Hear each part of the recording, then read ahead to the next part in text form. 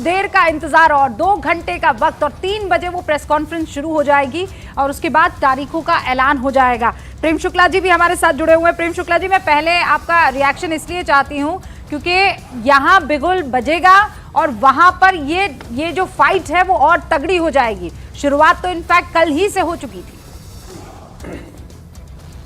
जी नहीं, स्वाभाविक तौर पर भारतीय जनता पार्टी का नेतृत्व और भारतीय जनता पार्टी का हर कार्यकर्ता अब की बार 400 पार के लक्ष्य को पूरा करने के लिए जो है कृत संकल्प है। और आदरणीय नरेंद्र मोदी जी ने 2014 में जब संकल्प लिया तो 272 प्लस तो हम 282 हो गए। जब 2019 में संकल्प लिया 300 प्लस तो हम 303 हो गए।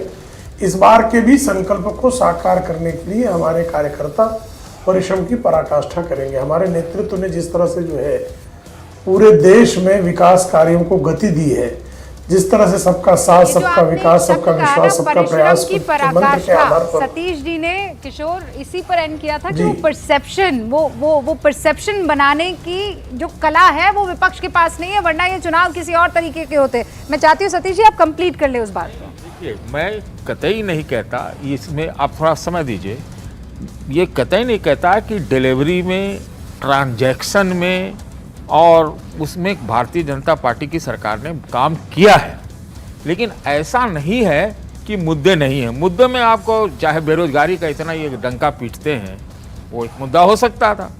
आबादी, आरक्षण, ओबीसी, जाति गणना, क्रोनी कैपिटलिज्म, गरीबों का विभाजन, मुस्लिम हिंदू विभाजन, किसान, महंगाई, ये मुद्दे हैं। लेकिन सामने आपने कहा ना पब्लिसिटी की भी प्रकाष्ठा है और डिलीवरी भी है। डिलीवरी में क्या क्या है वो देख लेते हैं। डिलीवरी में है, मोदी की गारंटी है, विकसित भारत का सपना है। फिर आपको देखिएगा कि हम जो देखते हैं लाभार्थी जो जिसको बोलते हैं, कई तरह के लाभार्थी हैं, उनकी सारे इन्होंने चुनाव प्रचार खत्म कर दिया है। आपको शायद मालूम हो या ना हो, सारे सम्मेलन, सारे जोड़ तोड़ सब हो गए। जोड़ तोड़ गलत शब्द बोल रहा हूँ, बहुत सारे कॉन्फ्रेंस हुए हैं जो मुझे जानकारी है। और जैसे कि इसमें ये कहते हैं, और उसके ऊपर जो हम जो कहते हैं ना कि मोदी का परिवार, अब क्या है कि फ्रीबी का एक शब्द लेते हैं। फ्रीबी भाजपा दे रही है, बहुत सारी चीज़ें दी है, देना भी चाहिए, बहुत चीज़ है। और दूसरे में तो फिर वो पब्लिसिटी के लेवल पर आता है तो वो मोदी जी की गारंटी हो जाती है, और दूसरे की आ जाती है तो वो पब्लिसिटी, वो फ्री भी होती है, जो कि तर्कसंगत नहीं लगता है। तो ये पब्लिसिटी के प्रकाष्ठा पे भी है, डिलीवरी भी है। और जैसा मैंने आपसे पहले कहा कि जो विपक्ष का गठबंधन है, आज है, कल शाम में नहीं है, परसों है, 3 टूट हो चुकी है। ज्यादा से ज्यादा क्या गठबंधन हुआ? मशीनरी वो दो राज्यों में, दो राज्यों है, और दूसरी तरफ जो है। किशोर एक बात बोलना चाहता हूँ, बिहार में बड़ा डंका पीटा जा रहा, महागठबंधन और ये और वो, इतनी बड़ी रैली हुई, वहाँ पर लिफ्ट ऑफ भी इनको मिल सकता था। लेकिन जो सबसे आसान जगह जहाँ पर सीटों का बंटवारा हो सकता था, INDIA में, जिसको आप लोग इंडी बोलते हो, वहाँ पर तो नहीं हुआ अभी तक। महाराष्ट्र में नहीं हुआ, जो सस्पेक्ट स्टेट हो सकते थे। तो ये चीज़ें खड़ी की जाती है और आपके खड़ा होने से पहले उस पर भारतीय जनता पार्टी की जो चुनावी मशीन है और ऊपर खड़ी हो जाती है और काम भी करती है। ऐसा नहीं है अभी अब इलेक्टोरल बॉन्ड का मुद्दा बनने को तो बना सकता है, जब बोफोर्स बन सकता है तो ये भी बन सकता है, लेकिन नहीं बन पाएगा, हम ये कह रहे हैं। और आज इनफैक्ट जब आप बात कर रहे हैं, महाराष्ट्र का आपने जिक्र किया अक्कू जी, महाराष्ट्र में आज राहुल गांधी होंगे, वहाँ पे तेजस्वी यादव भी होंगे आरजेडी के, और तमाम दूसरे बड़े कल वो दिन है। लेकिन आज भी इसी बात को लेकर संशय बना हुआ है कि कहीं कोई गठबंधन रहेगा कि नहीं रहेगा, जो सतीश जी कह रहे हैं। एक रैली बुलाने में इनको 17 महीने लगे, तो क्या चुनाव? मैं तो कहता हूं कि ये दुनिया का सबसे एक तरफा चुनाव है, सबसे बड़ा चुनाव, सबसे एक तरफा चुनाव, और शायद वर्तमान स्वरूप में यह अंतिम चुनाव है। बाद में आप देखिएगा कि महिला के आरक्षण भी आ जाएगा, फिर पॉपुलेशन काउंट भी हो जाएगा, फिर कंस्टिट्यूएंसी बदल जाएगी। ये मौका यही है जो कि ये चुनाव का निर्धारण है। और मैं तो कभी कभी मुझे लगता है कि वर्तमान स्वरूप में ये डेमोक्रेसी मनोज काका भी हमारे साथ जुड़ चुके हैं। मैं चाहती हूँ मनोज काका भी इस पर अपनी बात रखे, अक्कू श्रीवास्तव भी, लेकिन हम कुछ डेटा दिखा देना चाहते हैं आपको एक बार। यहाँ बिहार की बात की सतीश जी ने कि बिहार में भी मौका था, वहां पर भी नहीं हुआ। ये बिहार, दिल्ली, गुजरात ऐसे राज्य जहां ये क्लीन स्वीप हो गई थी पिछली बार, बिहार में सिर्फ एक सीट बिहार, दिल्ली, गुजरात में सब मिला के सिर्फ एक सीट, सिर्फ किशनगंज सिर्फ एक पिछली बार जीती थी। तो दिल्ली में पिछली बार एक चरण में चुनाव हुआ था, वो एक ही चरण में इस बार भी होना ही चाहिए, क्योंकि दिल्ली में ऐसी कोई दिक्कत नहीं हो सकती। तो 7 सीटें हैं। एक रहे हैं मनोज तिवारी, पिछली बार जो सांसद थे, बाकी सब बदल दिए गए हैं, सब बदल दिए गए हैं। और इधर इनका गठबंधन भी हो चुका है, पिछली बार 7-0 था, इस बार गठबंधन हो चुका है। ओपिनियन पोल कह रहा है कि गठबंधन पोल होने के बावजूद एनडीए को ही 7 सीटें, यानी बीजेपी को ही, यहां पर तो एनडीए क्या है, बीजेपी है, वो बीजेपी को ही 7 सीटें जाएंगी। बिहार में 7 चरण में पिछली बार चुनाव हुआ था, और इस बार भी 6 या 7 चरण ही लगेंगे। पिछली बार 11 अप्रैल, 18 अप्रैल, इस तरीके से 7 चरणों में चुनाव हुआ था। इस बार भी 6 से 7 चरण हो सकते हैं। अच्छा, और 2019 में किस तरीके का रिजल्ट 39-1, वही जो एक जो है, जो किशनगंज को छोड़ दीजिए, किशनगंज जो कांग्रेस जीती थी, उसके अलावा कुछ नहीं हुआ। 39 सीटें यहाँ बीजेपी प्लस को आई थी। इस तरह बार भी क्या मेगा ओपिनियन पोल ऐसा ही कुछ दिखा रहा है? एनडीए को एक सीट कम दिखा रहा है यहाँ एक पर, सीट का इंडिया गठबंधन को 2 सीटें मिलने का अनुमान। हालांकि अभी तक वहां पर किसी तरह का कोई सीट शेयरिंग नहीं हुआ है, ना कैंडिडेट अनाउंस हुए हैं, लेकिन 2 सीटें यहाँ पर। विक्रांत भी हमारे साथ बने हुए हैं, जरा उनका रुख कर लेते हैं। गुजरात जो है वो एक चरण में होता है, इस बार भी एक ही चरण में होना चाहिए। और गुजरात की जो 26 सीटें हैं, पिछली बार भी पूरा क्लीन स्वीप हुआ था। इस बार भी जो अनुमान है ओपिनियन पोल का, वो यही कहता है कि 26-0 ही हो सकता है इस बार भी। तो ये ऐसे राज्य जो मशीनरी की बात कर रहे हैं कि वो खड़ा नहीं हो पा रहा है, विपक्ष, सतीश जी ने बोला, ये बार बार ये कोई एक आकलन नहीं है। और मैं ये भी नहीं कहूँगा कि ये कोई एक तरफा आकलन भी नहीं है। मतलब ठीक है, जो समर्थक है उनका तो आकलन ये हो सकता है कि भाई एक तरफा चुनाव चल रहा है, लेकिन जो समर्थक नहीं है रूलिंग गठबंधन के, उनका भी आकलन इसी तरीके का दिख रहा है। वो भी ये बात मानेंगे। और मनोज काका, आप लड़ने के लिए सिपाही हैं, वॉरियर हैं, आप लड़ के ये बातें कह सकते हैं, लेकिन लब्बो लुबाब यही निकल कर आता है कि इंडिया, जब ये शब्द कॉइन किया गया था, जब आपकी अलायंस एक साथ इकट्ठा हुई थी, तब लगा था कि इस बार फाइट होगी, इस बार लगेगा कि मोदी वर्सेस पूरा विपक्ष यहां पर खड़ा हुआ है। लेकिन आते आते चुनाव छिन्न भिन्न है।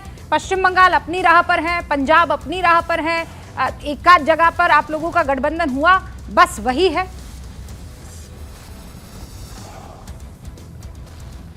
देखा जा सकता है। और आपने कहा योद्धा का सवाल नहीं है, वॉरियर का सवाल नहीं। सवाल यह है कि ये चुनाव, और चुनाव में जो निर्णय आता है वो जनता के द्वारा आता है, क्योंकि democracy is the people for the people by the people होता है, क्योंकि ये लोकतंत्र है और जनता का द्वारा। तो कोई के किसी के कहने से या किसी के संकल्प भर ले लेने से, संकल्प तो इस तरह के भी लिए गए कि 2 करोड़ रोजगार हर साल देंगे, संकल्प तो ये भी लिया गया कि किसानों की आय दोगुनी हो जाएगी, संकल्प तो ये भी लिया गया कि 1 स्तर के बदले 10 स्तर लाएंगे। और हकीकत का जब आप आकलन करेंगे तो पाएंगे कि रेजिकाला जैसे चौकी जो हमारी थी आज हमारे कब्जे में नहीं है।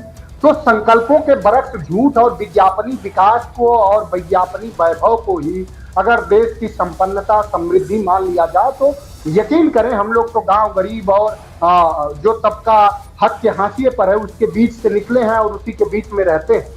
हम लोग देख रहे हैं ऐसा कुछ नहीं है। जो भारतीय जनता पार्टी, इतना सारे आपने आंकड़े प्रस्तुत किया, मैं जो आंकड़े दूंगा अगर कहीं झूठ होगा तो जरूर रोकिएगा।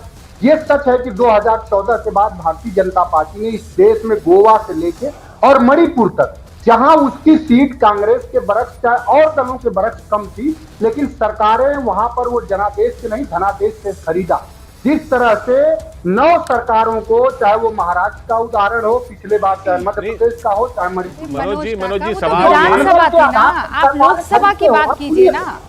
रूबिका सुनिए, अब जो सरकारें धनबल के आधार पर खरीदते हो, जो कंपनियों से ईडी और सीबीआई के बल पे चंदा लेते हो, वो कह रहे हैं कि उनकी बहुत व्यापकता है और मोदी जी जो संकल्प ले, मोदी का लिया हुआ हर संकल्प झूठ है। नहीं तो आप अगर ये सारी बातें सही हैं, बार बार यही सवाल होता है कि आपकी जो अगर सारे इल्जाम सही हैं तो फिर वोट कैसे जुटा लेते हैं इतनी बड़ी तादाद में बीजेपी? क्योंकि मशीनरी है यहाँ पर। पॉइंट ये सवाल आपसे ये पूछा गया कि मशीनरी के जो उनकी मशीनरी उनके मुकाबले आप एकजुट तक नहीं दिख रहे हैं, आप उस तरीके से नहीं दिख रहे हैं कि ये लड़ने के लिए तैयार हैं। विवेक जी देखिए, इसमें 2 चीजें हैं। आपका सवाल वाजिब है, मैं खत्म कर दूं जरा, अगर 1 मिनट दीजिए तो मैं खत्म कर दूंगा। ये 30 सेकंड मनोज काका, 1 मिनट नहीं 30 सेकंड मनोज काका। उसके बरक्स आप आंकड़ों में भी जाइए, 65% अभी आज भी वोट भारतीय जनता पार्टी के खिलाफ इस देश में पड़ता।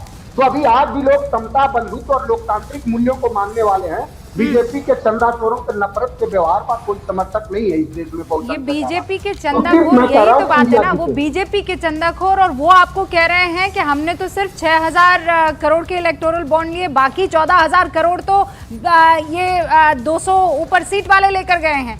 तो चंदाखोर तो आपकी तरफ भी आ गए, मतलब वो उनको दे तो चंदाखोर और आपको दे तो चंदा मामा, ऐसे थोड़ी ही चलेगा। नहीं, बिल्कुल नहीं चलेगा। आपको पूछना चाहिए ना कि जिस फ्यूचर गेमिंग के पास 2 अप्रैल 2022 को ईडी जिसकी संपत्ति 409 करोड़ की जब्त करती है और वो 100 करोड़ का फिर चंदा बीजेपी के इलेक्टोरल फंड 5 तारीख को खरीद लेती है, तो पूछिए ना कि ऐसा क्यों हुआ। नहीं, आपने पूछ ही लिया है, मैं आपका जवाब बिल्कुल सवाल डायरेक्ट कर देती हूँ। प्रेम शुक्ला जी यहाँ पर बैठे हुए हैं। प्रेम शुक्ला जी, विवेक जी बस एक देखिए, अब जिस तरह के शब्दों का प्रयोग किया है, जिस तरह के चंदा शब्दों का प्रयोग किया, मनोज जी सुन लीजिए। मुलायम सिंह यादव जो हैं वो क्या बाहुबल से कि धन बल से बसपा को तोड़ा था उन्होंने? बसपा के सारे विधायक जब टूट कर आए थे, मुलायम सिंह यादव को 2003 में बहुमत दिया था, जनादेश था। लेकिन उन्होंने क्या, अनिल अंबानी को जब उन्होंने संसद में भेजा था तो क्या लिया था? दादरी वाली परियोजना की सीबीआई जांच हुई थी कि नहीं हुई थी? 35,000 रुपए में लखनऊ में किस जमाने में जो है बंगला बन जाता था, मुझे बता दीजिए जरा। सीबीआई के क्लोजर रिपोर्ट में 35,000 रुपए में लखनऊ में बंगले का निर्माण है। इससे अधिक भ्रष्टाचारी क्या हो सकता है? और आपकी स्थिति ये थी कि सीबीआई डंडा लेके बैठ गई और मुलायम सिंह यादव मनोज जी, आपने पूरी बात रखी, वो आपके बीच में नहीं बोले थे।